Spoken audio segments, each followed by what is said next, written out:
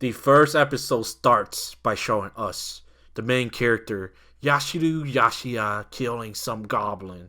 We get a look into his character by him saying, I hate everyone living in that city, and this place is a million times more exciting than that shithole Tokyo, with a creepy looking smile on his face. After the introduction, we get a scene of the main character walking to school.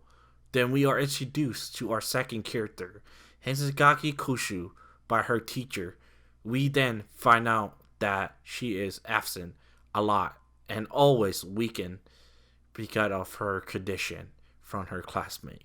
The next scene starts with our main character walking outside, and then the scene focuses on a girl playing badminton, which is our second female lead, while her classmate describes her to be a cute amateur model.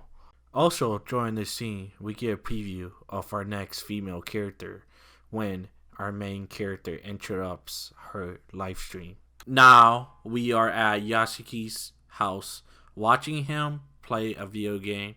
We got another look into his character when he gets excited by beating a hard monster inside his game. Then we get another look when he is lying down on the floor and getting sad when he sees his childhood picture. Moving on to a brief scene inside the classroom with Yashiki cleaning the chalkboard and notices Lu when she walks by. Then we get a flashback of Yashiki sitting on his bed looking at Lu's modeling pictures online, thinking she's hot. Then the scene quickly cut back to the classroom showing us that Yashiki lacks confidence. Then we get a quick look at Kushu and Lu talking about something being the end, and Yashiki gets caught looking at them by Lu. Then we found out that Yashiki does not care about his future, do not have any friends. He is only a fast runner and only cares about video games from his teacher. After he's done talking to his teacher, the two girls disappeared and weird drawing started to happen on the chalkboard. This is when we see him getting teleported to another world. The second act starts with Yasuki landing on the lake with some weird looking monster next to him. Yasuki heard a voice close by and looks up, surprising to see Lu and Kazu next to each other. Lu told Yasuki that some weird looking dude going to show up and he needs to listen. The guy that Lu referred to be weird turned out to be the game master or GM. The GM told Yasuki that he has 14 days to fulfill the village chief's request.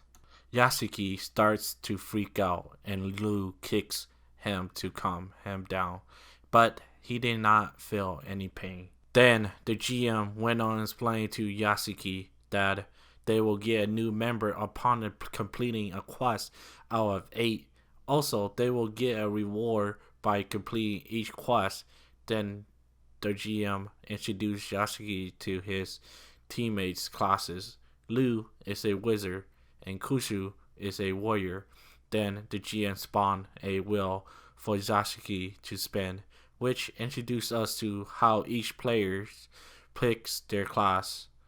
Yasuki gets unlucky and landed on being a farmer. It turns out that being a farmer in-game is the same thing as real life.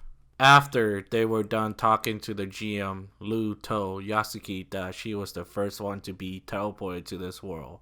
And upon completing the first quest, Kazuyu was the second one.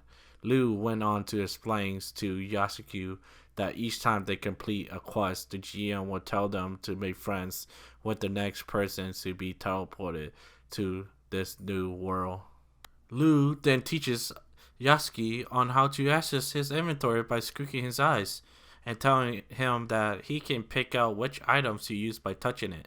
After they were done talking, they ran across a green circle on the floor, which allows them to see past events, only if they touch it.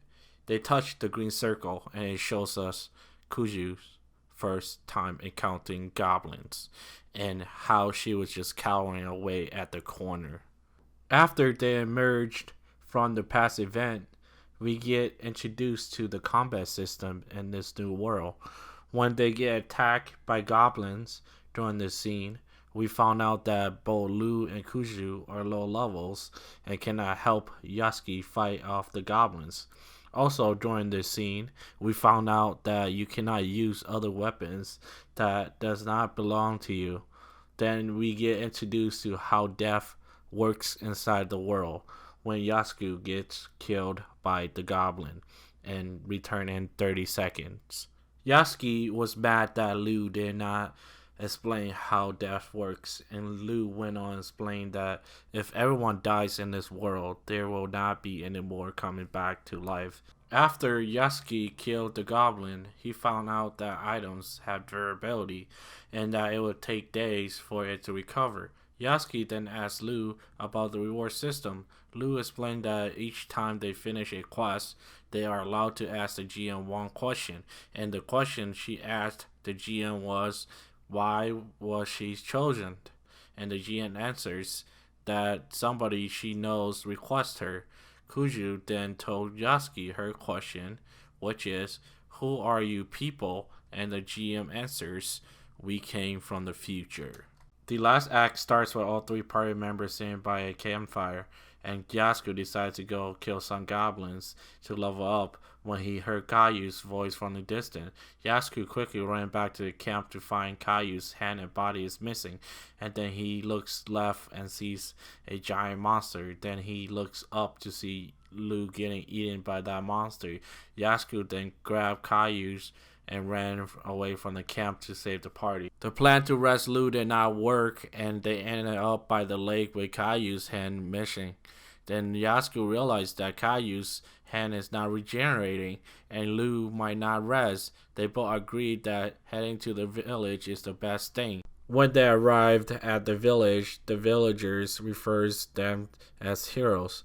We then find out that the giant monster is a troll, and they will need to kill it to complete the first test.